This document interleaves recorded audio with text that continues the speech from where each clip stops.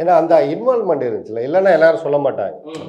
அதோட முயற்சிகள் இல்லைன்னா இப்போ பாஷ் பாப்பார் எல்லாருக்குமே அது கற்றுக் கொடுக்க மாட்டாங்கல்ல. ஏன்னா அவரே வந்து சொல்லும்போது, இவர் ஒரு விஷயத்த சொல்லும்போது அவரே நினைப்பார், இதெல்லாம் சீனியர்கள் பண்ணது இவர் எப்படி எல்லாம் கரெக்டாக வருமானு யோசிப்பாப்புலல்ல.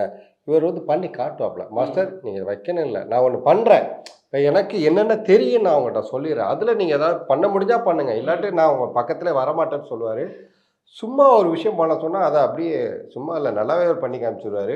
அதனால அவருக்கு ஒரு கான்ஃபிடென்ட் வந்துதான், சரி இவன நம்ம அதான் மாஸ்டருக்கு சொன்னா அதான் சொல்லுவாங்கல்ல, அவருக்கு லேசா கிடைச்சா போதும். இவன எப்படி எப்படி கைய உடைக்கணும், கால உடைக்கணும், நமக்கு ஒரு அடிமை சிக்கிட்டான் வாடான்னு சொல்ற மாரி.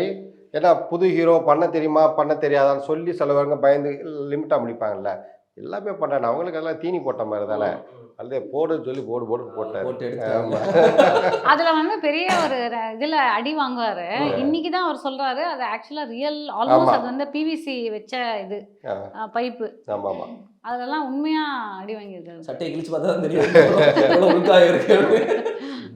ஸோ நல்ல ஒரு அனுபவமா இருக்கும். ஆமா ஆமா. ஏன்னா அது ரொம்ப அது ஒரு எமோஷனலான சீன் அது.